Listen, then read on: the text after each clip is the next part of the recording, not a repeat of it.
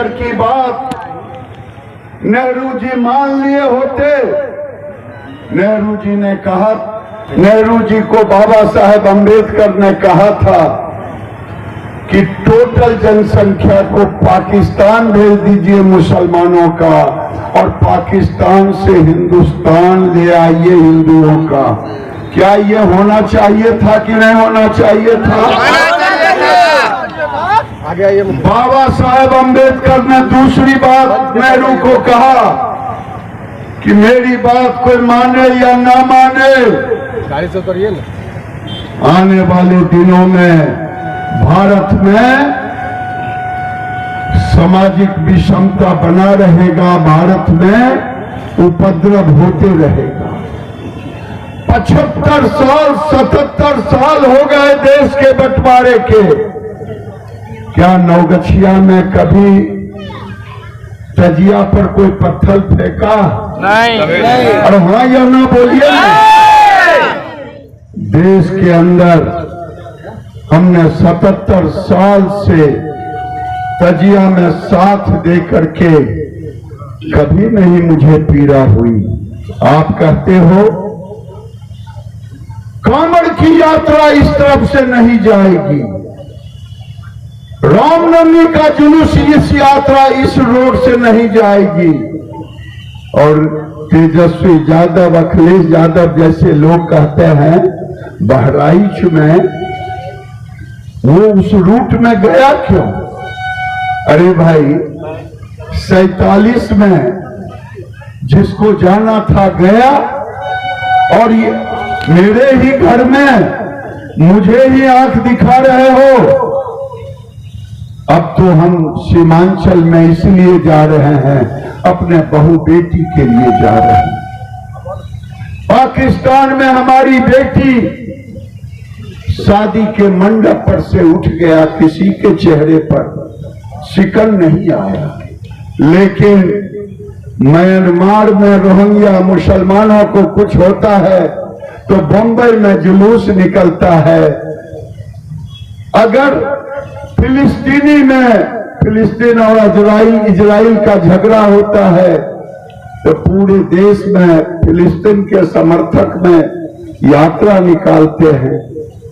हमको कोई नहीं एतराज है।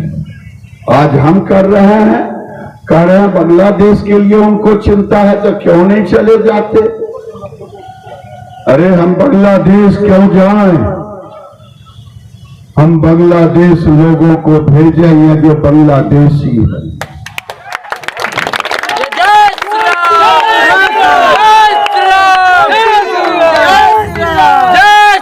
और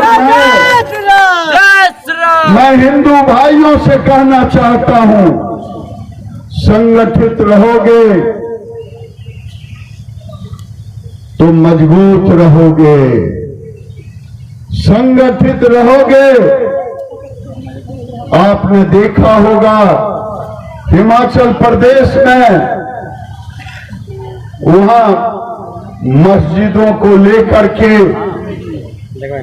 सारे हिंदू पार्टी खाटी को दरकिनार किया, और एक हुआ शासन को भी मानना पड़ा कि मस्जिद गैर मुनासिब है, क्यों तोड़ा जाएगा।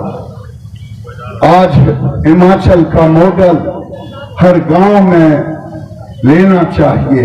ये तभी होगा जब हम बहू बेटियों के इज्जत की चिंता करते हैं। पाकिस्तान में कौन मारा गया किसी को है पता? किसकी बेटी उठ गई है पता? बैकवर्ड की उठी कि फॉरवर्ड की है पता? जो भी उठी हिंदू की बेटी उठी, हिंदू का भाई मुसलमान बना, हिंदू का मंदिर टूटा। हमारी मंदिरें तो टूट गई, लेकिन हमने तो भारत में 3000 मस्जिद थे, आज 20 लाख मस्जिद हो गए। हमने तो कभी नहीं कुछ कहा, लेकिन अब हमारे अस्तित्व पर आ गया है।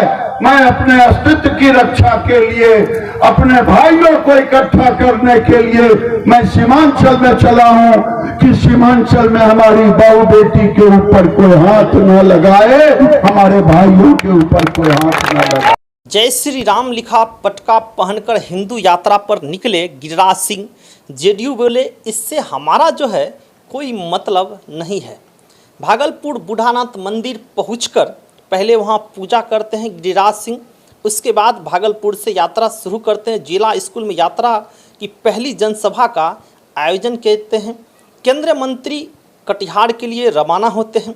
ये सारे तो ठीक है, लेकिन जब पप्पू यादव जी से पूछा जाता है कि देखिए हिंदू यात्रा कर रहे हैं गिरिराज सिंह जी, तो पप्पू यादव गुस्सा हो जाते हैं। कहते हैं कि हम ऐसा नहीं होने देंगे, हम पूर्णिया में नहीं चलने देंगे, हमारे लाश पर से हो करके गिरिराज बाबू को गुजरना होगा।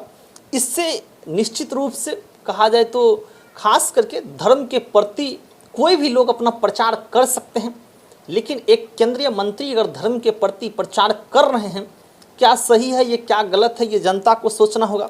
लेकिन राजनीतिक बयानबाजी खूब चल रहा है, खूब राजनीतिक महफिलें जम रहा है गिरिराज सिंह के इस कार्यक्रम से। पप्पू यादव भी गुस्सा हो जाते हैं।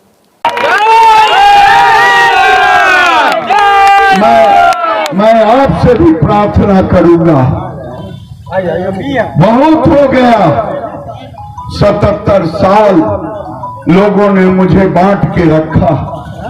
ये बीजेपी की यात्रा नहीं, इसमें आरजेडी के भी हिंदू हैं, इसमें कम्युनिस्ट के भी हिंदू हमारे साथ चल रहे हैं और बीजेपी के भी हिंदू चल रहे हैं। जो हिंदू है वही मेरे साथ चले। हिंदू का मतलब है मैं किसी को सर्टिफिकेट नहीं दे रहा हूं, लेकिन जो हिंदुत्व के लिए आगे बढ़ कदम बढ़ाने को तैयार है वही हमारे साथ चले।